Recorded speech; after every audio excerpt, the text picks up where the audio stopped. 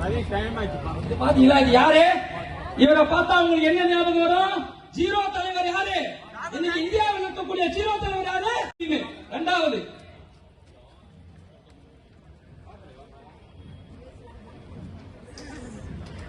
இத படிங்க. குழந்தை கட்சி, குழந்தைகளோட கட்சி யாரோட கட்சி? இன்னைக்கு ஓட்டாங்க ஆண்டவன் கட்சியில இருக்கிறான். இதை வச்சு வாய்ஸோட ஒரு கேடா அவனுக்கு விஜய் வரல. யாரை பார்த்து பேசுறீங்க? இப்பதான் நீங்க வரீங்க. இந்தியாவை ஆளக்கூடிய கட்சி பாஜக. குழந்தைகளை வைத்துக் கொண்டு வாழாட்டு வேலையை உன் தமிழகத்தில் ஒரு மூலைகளை வைத்துக் கொள். எங்க நல்ல அண்ணாமலை வைத்துக் கொள்ளாது. குழந்தைகள் கட்சி உன் கட்சி.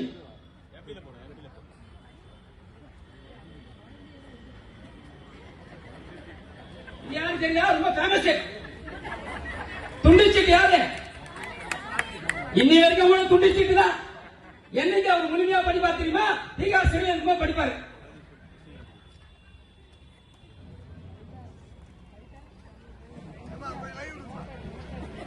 ஏன் தெரியல?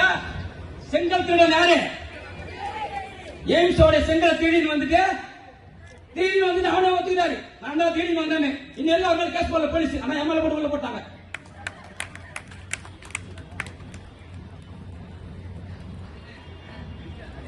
இது பாத்தீங்களா? 2 சீட்டு அடிமை. நீ எவ்வளவு தப்பு பண்ணாலும் 2 சீட்டு குத்தா போகுது. நீ எவ்வளவு வேணா தப்பு பண்ணு, நாட்டுல எவ்வளவு வேணா தப்பு பண்ணு, நான் கேட்க மாட்டேன். கோலமி சுட்டுடும். 2 சீட்டு தான் நானு. யாரு? திருமாவளவன். அரசியல் அமாவாசை.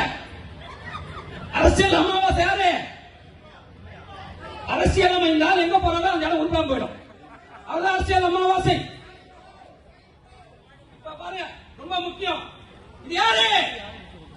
என் தானை தலைவன் யாரு? மக்களின் முதல்வர் யாரு? என் தானை தலைவன் யாரு? மக்களை 2026 ஆள போற என் தானை தமிழன், தங்க தமிழன், எங்கள் அண்ணாமலை ஆட்சி தமிழகத்தில் அமையும் அமையும் அமையும். முதல் கட்டமாக ஒருவர் தனது காரில் கருப்பு சிகப்பு நிற கொடியை கட்டியிருந்தால் அவர் கற்பழிப்பு குற்றவாளியாக இருந்தாலும் காவல்துறை விடுவிக்கிறது. அதே போல ஒருவர் அதே கலர் கொடியை கட்டியிருந்தால் அவர் ரவுடி என்றாலும் காவல்துறை கண்டுகொள்வதில்லை. அதே போல அவர் கள்ளச்சாராயம் காய்ச்சினாலும் அவர் காரில் கருப்பு கலர் சிவப்பு கலர் கொடியிருந்தா கண்டுகிறதில்லை.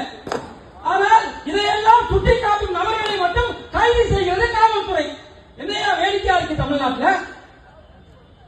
நமது முதல்வர் ஸ்டாலின் அவர்கள் இரும்பு கரம் கொண்டு அடக்க வேண்டும் என்று சொல்லியிருக்கிறார். நான் அவர் சொன்னதிலிருந்து தேர்ற இரும்பு கரம் என்ற ஒன்று தமிழ்நாட்டிலே இல்லை. ஒட்டுமொத்தமும் துருபிடித்த கரமாகத்தான் தமிழகத்திலே இருக்கிறது. இப்படிப்பட்ட ஒரு அவல நிலையை நாம் வாழ்ந்து கொண்டிருக்கிறோம். நீ செய்தியெல்லாம் பாத்தீங்கன்னு சொன்னா நமது முதலமைச்சர் ஸ்டாலின் அவர்கள் 1 கிலோமீட்டர் நடந்து போனாரு. எதுக்கு? மனு வாங்கறதுக்கு. 2 கிலோமீட்டர் நடந்து போனாரு. எதுக்கு? மனு வாங்கறதுக்கு. நான் கேட்கிறேன், ஏன் நடந்து போக கூடாதா? பறந்து போய் மனு வாங்கணுமா? ஏன் நடந்து போக கூடாதா? நீங்கள் மனிதர் தானே? கடவுளா நீங்க? நீங்கள் மனிதர் தானே? அவன் கால் கடைக்க நிக்கிறா 2 மணி நேரம் 4 மணி நேரம். நீ ஒரு அரை மணி நேரம் நடந்து போய் மனு வாங்க முடியாதா? இந்த மனுவை வாங்குவதற்கு இந்த எல்லா செய்தி சேனலும் உங்களுக்கு தெரியும். எல்லா செய்தி சேனல் யாருடைய செய்தி சேனல் என்று அவர்கள் சொல்கிறார்கள். கால் கடக்க நடந்து சென்று மனு வாங்கினார். திருநெல்வேலியில் வாங்கினாரு, அங்க வாங்கினாரு, இங்க வாங்கினாரு. ஏன்? மனு கொடுக்கும் நிலைமையில் தான் இன்று வரை தமிழக மக்கள் இருக்கிறார்கள். அப்ப ஏதோ ஒரு பிரச்சனை அவங்களுக்கு இருக்கு. கரெக்டா? இப்படி பெருமையா பேசுறீங்க இல்லையா? அப்ப மனு கொடுக்கும் நிலைமையில என் ஊர்ல தண்ணி வரல, என் ஊர்ல சாக்கடை அடைச்சிக்கிச்சு, என் ஊர்ல ரோடு சரியில்லை, என் ஊர்ல கரண்ட் வரல, இந்த மனுக்கள் தானே உங்ககிட்ட வருது. அப்படி என்றால் தமிழகம் முழுமை மிக்க மாநிலமாக மாறிவிட்டதா? கிடையாது. இன்னும் தமிழகம் ஏழைகளின் சொர்க்கபுரியாகத்தான் வாழ்ந்து கொண்டிருக்கிறார்கள் மக்கள்.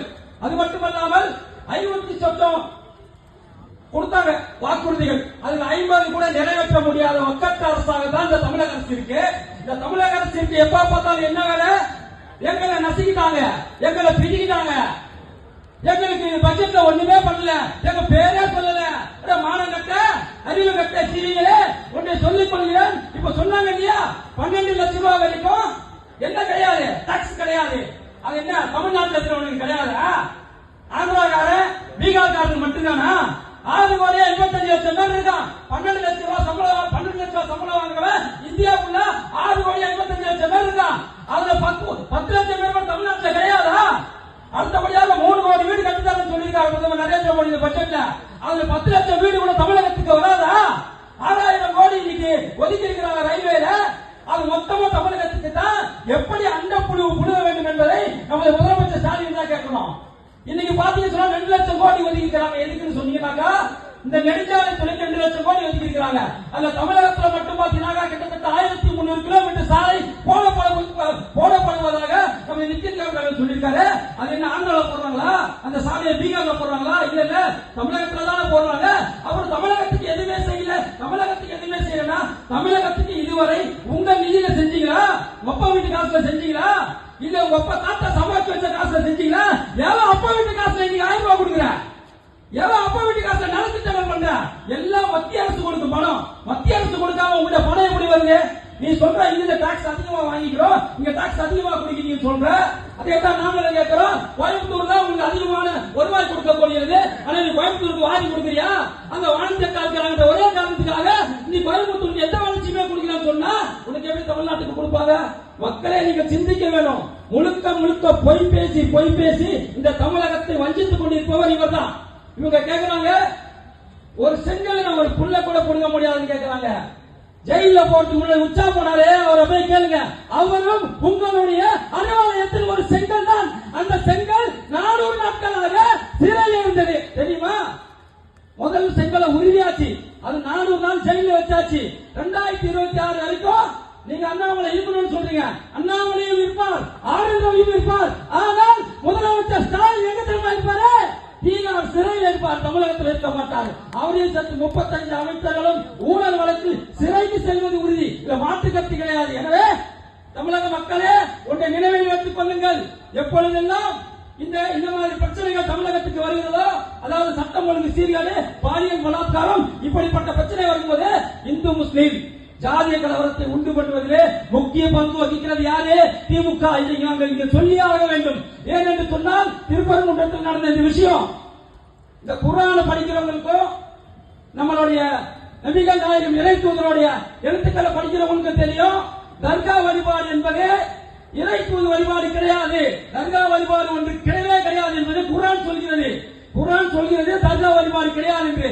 அது மட்டுமல்லாமல் குர்ஆன் சொல்கிறது, நபிகள் நாயகம் எழுதிய நூலில் இருந்தது என்ன தெரியுமா இருக்கு? அடுத்தவர்கள் வணங்கும் புனித தலங்களில் அதன் அருகாமையில் நீங்கள் ஆடு கோடி பலியிடக்கூடாது என்று குர்ஆனில் இருக்கிறது. எங்ககிட்ட இருக்கு. அது எந்த இடத்துல சொல்லி இருக்கு? எங்ககிட்ட இருக்கு. அது மட்டுமல்லாமல் சிலையும் தர்காவும் ஒண்ணுதான், எங்களுக்கு அது நாங்கள் கடவுளாக மதிப்பது கிடையாது என்று குர்ஆன்ல சொல்லி இருக்கு. அப்படி இருக்கும்போது 5 வேளை தொழுகை நடத்துகிற ஒரு இஸ்லாமியர் எப்படி அங்க போயிட்டு ஆடு கோடி பலியிடலாம்? இவங்க சொல்றாங்க காலகாலமாக செய்து வருகிறோம். 1905 தான் அந்த தர்கா வந்து. அதுக்கு முன்னாடி 1300 ஆண்டுகளை, கிட்டத்தட்ட 2000 வருடத்துக்கு முன்னாடி திருப்பூர் இந்த கோயில் இருக்கு. அப்ப நடுவில் இந்த திப்பு சுல்தான் ஆட்சியில வந்து அந்த விஷயம். அப்படிப்பட்ட இந்த விஷயத்தை இவங்க எப்ப எடுத்துட்டு வராங்கன்னு சொன்னாங்க, பிஜேபி இந்த 3% 18% 21% வளர்ந்து விட்டு சீவோட்ட சொல்றான்.